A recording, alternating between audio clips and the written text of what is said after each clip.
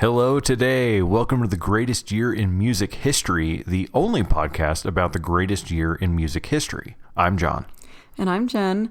And now that we're done covering albums from the greatest year in music history, aka 1997, we're continuing our series of bonus episodes. Right. And this week we're calling it, now that's what I call hip hop and R&B. Yeah. So this week's bonus episode, we're counting down our favorite hip hop and R&B from 1997. Right. And we have some rules like we have for all these bonus episodes, but this week it's really just any record or song from 97 that we haven't covered in any other episode. Yep. Yeah. So it could range from anything like hip hop to rap to R&B to... Right. Rhythm, blues, rhythm and blues, blues and rhythm. B&R. Jazz fusion. Yes. We'll see. Yeah. We'll see what our lists say. No spoilers. No spoilers. So yeah, Jen, what's your number 5? Well, so, all right. Remember last episode where I had trouble finding like 5 full ones? Vaguely, yes. Well, this week I had the opposite. I have 8. Okay. Kind of 9. And Wow. I have 10 honorable mentions. Out of control. And I feel like I'm missing some from 97 that have just... It's almost like you're proving this is the greatest year in music history. See? Yeah. Now I'm mad. I'm just kidding. So I don't know where to start. I did narrow it down to the 5. I guess I'm just going to have to put 3 in an honorable mention. Just follow your heart. All right. Okay, so 5. You could have a tie. Oh, so I would have 3 ties, I think. Okay, well. No. That's just too many ties. Yeah. Okay, it's fine. Here we go. 5. Mace. Harlem World. Oh, wow. Okay. Yeah. As long as we stick to only referring to people adjacent, like Mace, etc., and not say the actual name. I think if you say the other guy's name, you get... Shadow Band? You have whatever ailment Jamie Foxx had. Right. Yeah. Pneumonia. Yeah, with air quotes. Right. Okay. But yeah, so I didn't listen to this whole album, but there's 2 singles from this album that I absolutely loved. Feel So Good and What You Want featuring Total. Wow. Oh my gosh, they're so good. Somebody, should we play it right here? What you know about going out, head west, red legs, TVs, all up in the headrest. Try and live it up, rock jewel, bigger truck, piece all glittered up, stick a kid, nigga, what? Jig with a cut. Okay, we're playing it. Yeah, if you don't know these songs, please comment, send us an email or whatever. They're just the best. I gotta admit, I don't know. No? I'm sure I know the songs if I had heard them. I just don't know them by name like that. Oh, okay. Yeah. Oh, they're great. Other than Mace and He Who Shall Not Be Named. Wow.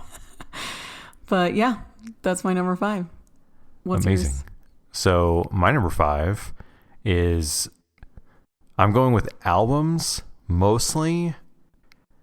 We'll see. But this one isn't the song, but it's also the name of the album. Oh, okay. Okay. It's Outkast, ATLians. What? Yes. Hold on. That came out in 97? It did. This is way before your Hey Yaz. Yeah. Etc. Before Bombs Over Baghdad. It's before that. Right. Yeah. Oh my God. And it's Outkast. I mean, it's what else do you need to say? It's like, it's such a fusion of like different genres, and that was like what made them unique or makes them unique. And it's so like weird and funky, and I mean the music and you know, all the lyrics and everything, and the juxtaposition between Big Boy and Andre 3000 is just so cool. Yeah.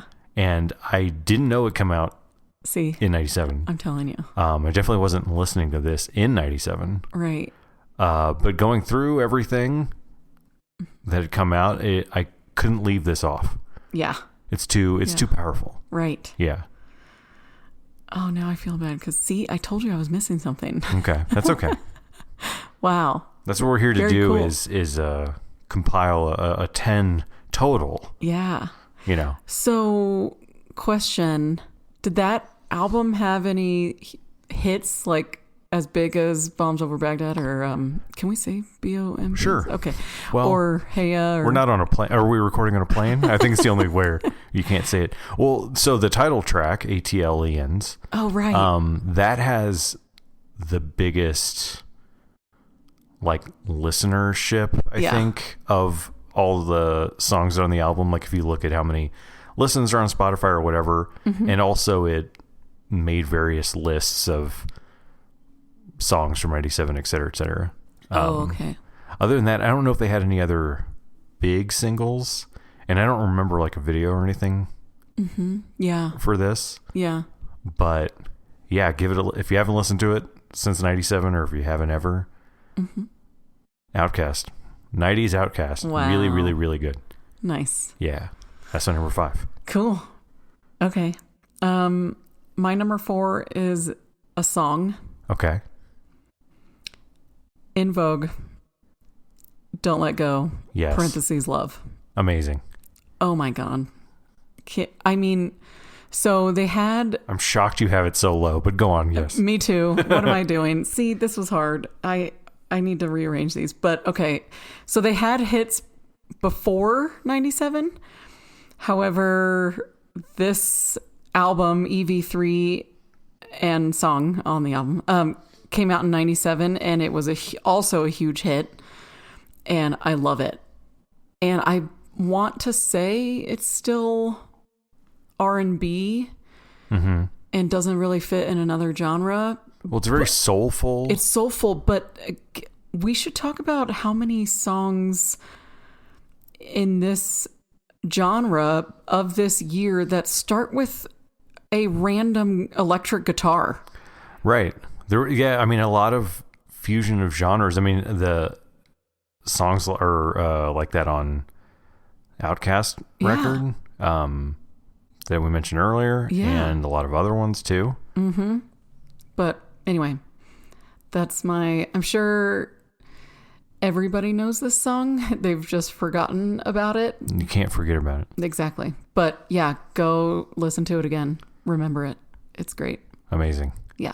What's your number 4? So my number 4 is a song. It's off a really good album, but focusing on one song. And it's The Rain, parentheses, Super Duper Fly by Missy Elliott off the album Super Duper Fly. Yes. One of the best videos of all time. She's wearing a trash bag and like a bike helmet. Yeah. And it has a really cool fisheye lens. Yes. And then in the song, she says, "Who's got the keys to the Jeep?" And then in the video, she's in a Jeep. That's just really good. Yes. Yeah. And it was kind of this like explosion of, kind of, I don't want to say weird, but like this, the Timbaland of it all was very influential. He produced the album, and you can hear him on the song saying little words here and there. Yeah. And there's other songs on there featuring Aaliyah, featuring Debrat. Like it's that Timbaland sound. Yep. With Missy Elliott's just amazing vocals, vocal presence. Yeah. It just creates such a unique sound. I know. And I remember seeing that video for the first time and just kind of being stopped in my tracks. Yeah. And you're like, what is this? It's so good. I know. And it's still so good. Yep. So this was my number 6 if I were ranking all of my top 8. I'm going to tell her. Because I couldn't narrow it down. But I have to bring up something. Okay. With this music video. I think I've told you about this. Remember when I rediscovered the song from Dion Ferris called I Know? And then I found the music video for that song? I think so. It came out a few years before 97. It is It's the I say trash bag. It's not a trash bag. It's the black blow up suit. Wow. Shiny, with a helmet and glasses. Whoa. Dude, everyone go. That's wild. And tell me if I'm wrong. So Missy Elliott can do no wrong and, crushes it with Super Duper Fly. Sure. But everyone go watch the video for I Know by Deion Ferris and tell me if it's not the chicken before Missy Elliott's egg. Wow. Yeah, the inspo. Fascinating. Okay. I know. I'm going to go watch that. I was shocked. I'll be right back. Okay. Just vamp while I'm gone. I'm kidding. Awesome.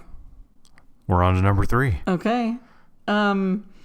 This one's pretty obvious. I bet it's going to be in your list very soon. We'll see. But it's Notorious B.I.G., Life After Death. Same. Also my number 3. It is? It is. All right, let's both talk about it. So, this is the album that had Hypnotize. Right. Which was huge. A huge hit. Yes. In 97. It was the album after his other one called Ready to Die that had Juicy and Big Papa. Mm-hmm. So he was already a superstar. I mean, right. He was huge. He was big, if you will. Yeah. Yeah. But Life After Death had Hypnotize. So I was pleasantly surprised to find out that Mo Money, Mo Problems. Hold on. Okay. Careful with the words. We can't get banned. Is on his album. That's it's true. On this. It is. Even though it heavily features Mace and those that will not be named. Someone else, yeah. Right. So anyway, that was awesome because now I can say I really, really, really love that song. Yeah, if it's the primary artist, then it's cool. I've always loved My Money, My Problems. But yeah, Hypnotize, just iconic. Yeah. Instantly.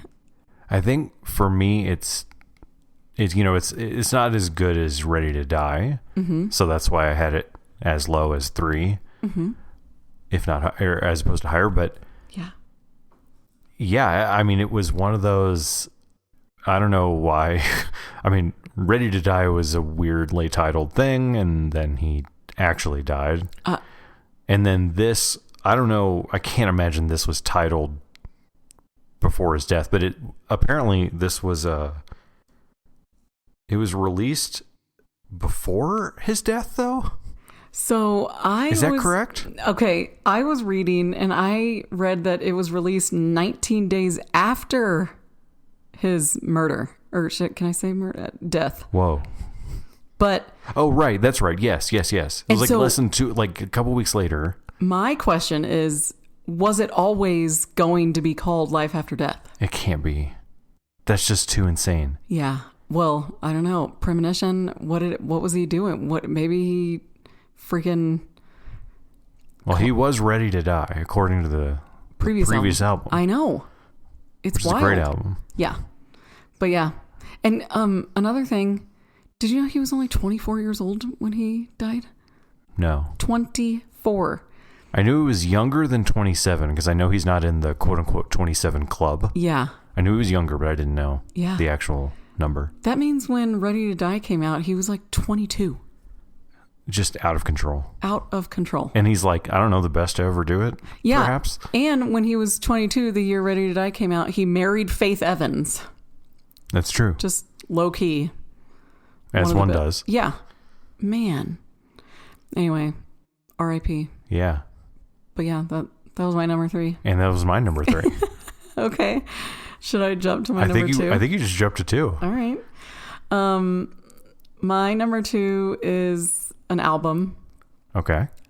It had 3 singles. Nice. Usher. My Way. Wow. I know. I didn't know this was in 97 for some reason. Of course it was. I mean, it makes sense. Of course it was. I know. He wouldn't have had it any other way. It was so good. So this album had You Make Me Wanna, My Way, and Nice and Slow, which I was re-listening to it, and it might be the dirtiest / sexiest song I've ever heard. Oh, wow. Okay.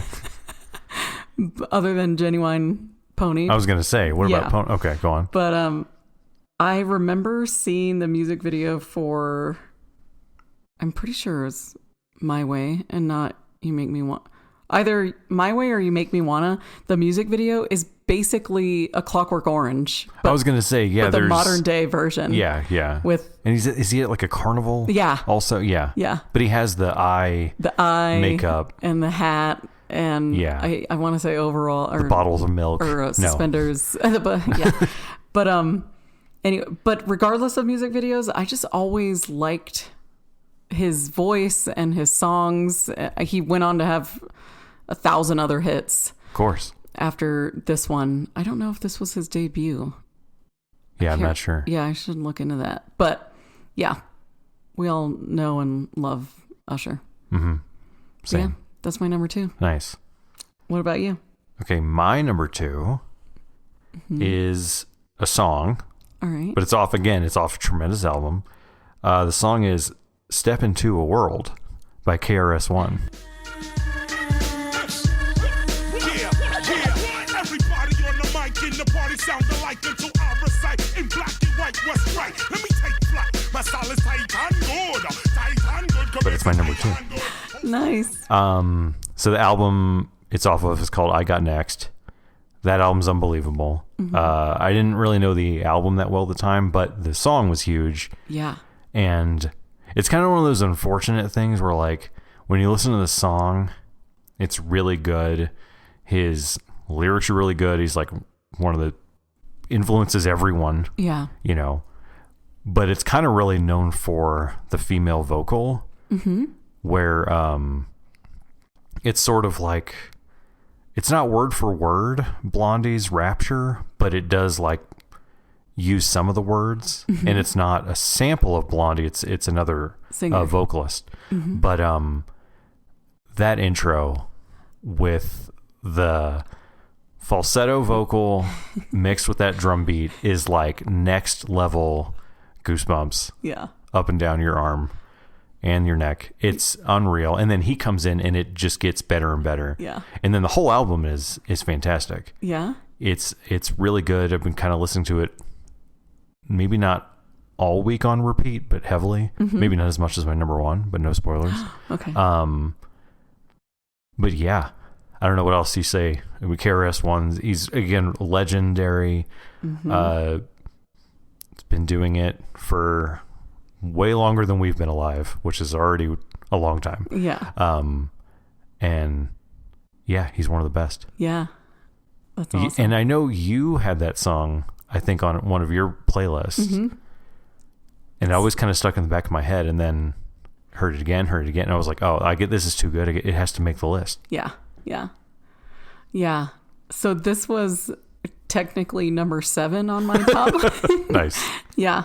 But I completely agree with everything you said. It's so good. Oh yeah. But listen to other songs too. Okay. They're all really good. It's really cool the way the intro to the album starts off. It's actually a live recording, and it's him performing, I'm not sure where, and he's like saying, because again, this is in the 90s, so he's like, whoever here has tape recorders, like, get them out and press record, because you're gonna need to hear this to like over and over. This moment is gonna be, and then he does, like, there's no beat or anything, he just goes for like a minute straight. Wow. And then just like smoothly transitions into the next song that's the actual recorded song. And it's just so good. Like, the production is so good. Wow. But yeah, Step Into a World is the highlight, of course. Yeah. Agreed. On the album. Amazing. So what am I at? My number 1? I think that's it. Okay. We're moving here, but we have to get through these to get through all your honorable mentions. Yeah, 2,700 honorable mentions. So you might know my number 1. It's a song. Okay. It's I don't know if they had another. They're kind of a one-hit wonder, but they're definitely R&B, so I saved it for this episode.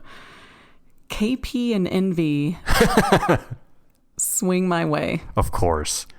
I knew it, but I didn't know if you would have this as one or honorable mention, but it makes sense for one for you. Number 1. Oh, yeah. So I was thinking about it. I don't remember when I first heard this song, where I was, or how I heard it, but to this day, when I hear it, it just is the best in my opinion. But remember, this is not subjective, it's objective.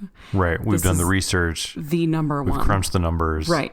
Yeah. We read all of the peer-reviewed journals, and this is it. But yeah, a tiny bit of history. So come to find out, it was on the Can't Hardly Wait soundtrack. Maybe that's where I heard it. Fantastic film. Which came out in 98. Okay. But it was recorded. This song was recorded in 97 and put on their album in 97. And another thing I found out is that it had 3 or 4 songwriters, including KP and Envy. And one of them was Ludacris. Whoa. I know. What is his name? Christopher Bridges? Yeah, I think. Something like that? Uh-huh. Wow. But yeah, that was really cool. The guy from the Fast and Furious movies? Mm-hmm. Yeah. The guy from the State Farm commercial? Okay, sorry. But I don't know. Maybe I don't know if it's as popular to the world or to anyone listening as it is in my head or in my heart. So maybe we should just play it for 10 seconds.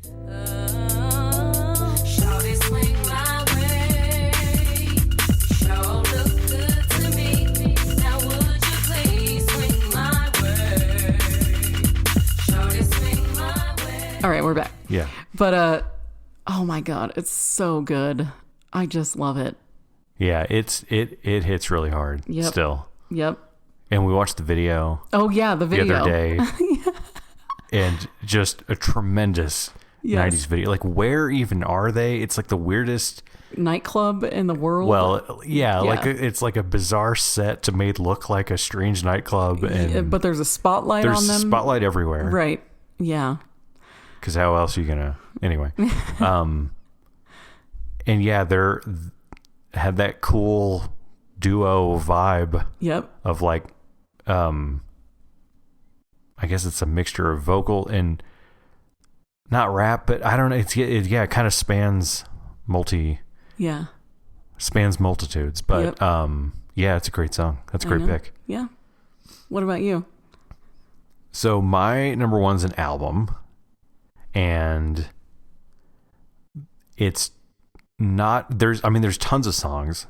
It's actually 27 songs on the album. It's a double album. Oh. It's Wu-Tang Forever by Wu-Tang Clan. Oh my God. So here's the thing. It is nearly 2 hours long. Every song is amazing.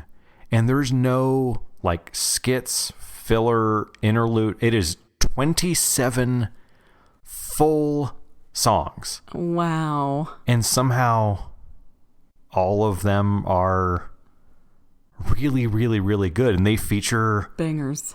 Everyone, they have their patented, some songs feature more, Method Man than ODB. Some more feature Redman than everyone, the whole clan, if you will. And it's just unbelievable. Wow. It is objectively unbelievable that a group of people put out a 27 track double record. Wow. Where every single song is great. It is 27 no skips. Mm-hmm. It's unbelievable. Oh, so I had to put it at the top. Amazing. And there's a few that like you're kind of like, oh yeah, I kind of know this one. I kind of know this one, but just as a whole, it's just it's just unreal. I don't know what else to say. Yeah. Wow, that's awesome. Did you ever see Wu-Tang? No. I didn't see them in person. I didn't see them at a Fuddruckers or anything like that. No, I didn't either. I guess I could say I saw Method Man or Redman, but it's not the same. But yeah, the song, I guess the song to go listen to, or the one that was like the biggest hit off this one's called Triumph. Oh, yeah. Yeah. But again, they're all really good. They're all just like upper echelon, just banger after banger song. Yeah. It's crazy. Wow. I don't know. Yeah, amazing. But yeah, so I had to do it. Yeah. That's my one. Awesome. I need to go re-listen to Triumph, or maybe we should play it now. I don't know. All right. I don't know if Spotify might kick us off. Would have to change to a non-clean pod. Oh, yeah. Should we get to honorable mentions? Yeah. Well, see, I knew I was forgetting something, and I forgot Triumph by Wu-Tang, or the whole album, but I already mentioned KRS-One, and I already mentioned Missy Elliott, but Janet Jackson, The Velvet Rope, freaking came out in 97. Okay. It had Got Till It's Gone, Together Again, and Go Deep as the 3 singles. I'm sure I've heard it. I'm not good with titles. No, I know, but it's really good. Okay. If you saw the album cover too, you'd be like, oh wow, yeah, this was everywhere in 97. Sure. Yeah. But those were all of my top 8. Wow. So honorable mentions. I only have a couple. But I bet they're the same. I bet they're on yours. So okay, you go first. Well, first one, Put Your Hands Where My Eyes Could See. Yep. Busta Rhymes, of course. Yeah. Also, I think on that same album was that song Phenomenon, which is pretty good. Yeah, that's right. But yeah, Put Your Hands Where My Eyes Could See is a great one. And then the other one, of course, a Big Pun. Yeah. Not a Player. Okay. R.I.P. So that one's on my list, but you know what I realized when I was like doing my homework? Mm-hmm. I'm Not a Player by Big Pun is a different song than Still Not a Player featuring Fat Joe? No, Joe. Just Joe. Sure. Yeah. They're 2 different songs. Still Not a Player is a remix of I'm Not a Player by Big Pun. That's too many players. I know. Anyway, it's really good. My head is spinning. I don't know what's real anymore. I know, me too. Okay. But they're both really good because I listened to I'm Not a Player. Yeah. And I was like, this isn't my love, right. My beloved, Still Not a Player. Your sacred. My sacred, yeah. Still. Anyway, but it's still really that's good. That's why now it's all making sense, because he was first, I'm Not a Player, and then the next one's like, no, I'm still not a player. Exactly. I haven't changed. I'm still not a player. Yeah. He just crushes a lot. See? Or crushed, past tense, unfortunately. Again, R.I.P. King. Yeah. All right. Well, then my other 8. Go ahead. Well, one I can't really say because... Okay. It's I'll Be Missing You. Oh, no. Jen, what are you doing? Featuring Faith Evans, his spouse. And Sting. And 112. And it's... At the very least, no matter what, doesn't Sting... I saw some clip where Sting gets like... royalties to this day. $1 gazillion a day because of that song. Yeah. Extra true. On top of everything else he already... His wealth and castle and whatever. Yeah. Anytime by Brian McKnight. Dude. Wow. Okay, that one somehow missed my list. See? All My Life by Casey and JoJo. Sure. Amazing. Big Bad Mama, Foxy Brown. Oh, wow. On and On, Erykah Badu. Oh, wow. Her debut album came out in 97. Oh, my God. Called Baduism. Great title. On and On. Let It Go by Ray J. It's good. Let it. Just accept it. Sure. He might have been responsible for the downfall of society, but that's okay. Gone Till November. Wyclef Jean. Wow. Came out in 97. I would have never thought it came out long ago. Uh-huh. And Thug Love featuring Tupac by Bone Thugs. I was going to say, I should have put it as an honorable mention, but yeah, the Bone Thugs album this year, it's not Crossroads. Nothing is. No. But yeah, that song they had featuring Tupac, which I guess it had to have been recorded. Well, he was also murdered in 97, I think. I can't remember. Or before. I thought it was before. Okay. Fact checkers, can you look into that? We should find a name of just a random Rachel. Yeah. So he actually died in 96. Oh, okay. But it would make sense that there was obviously, I mean, he's the poster child for their 17 new albums that came out after his death. Yeah. Because he had so much unreleased material. Mm-hmm, mm-hmm. It's true. And features and stuff like that with other artists, including but not limited to, I think there was one with, just looking around, the one he did with Bone Thugs, there was one he did with Scarface, there was one, I mean, there's tons, and then tons more after this, or after then. Yeah. Even though he passed away in 96. Yeah. Yeah. Crazy. Yeah. And then there's a whole other album that came out in 97, but it's by a monster. So I can't talk about it, but it had 5 singles. Yeah. What are you going to do? I know. We can't, I mean, I can't, no, I can't even make jokes. No. Because of the implication. Yeah. But, those were mine. That's awesome. Mm-hmm. I'm trying to think if I had any others.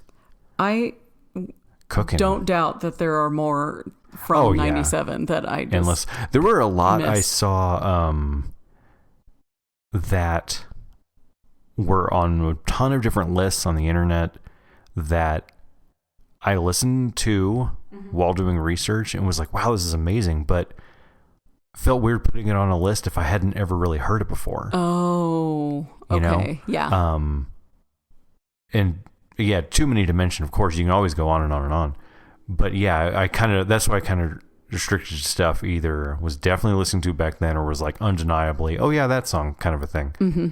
Yeah. But it was a lot of fun revisiting, and now I know. Now I just listen to Wu-Tang, I guess. That's all I do. Till the end of time.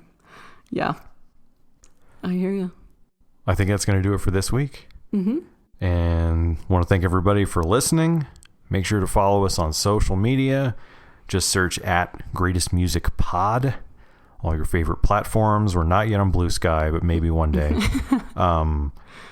Yeah, and tell us your favorite R&B, rap, hip-hop songs from 97, or if we missed any of the hundreds that came out in 97, we'd love to hear from you. And give us a follow and a rating on Spotify, Apple Podcasts, Pocket Casts. And stay tuned for next week, where the bonus episode we're going to have is called Now That's What I Call Soundtracks. Yeah. See you next week.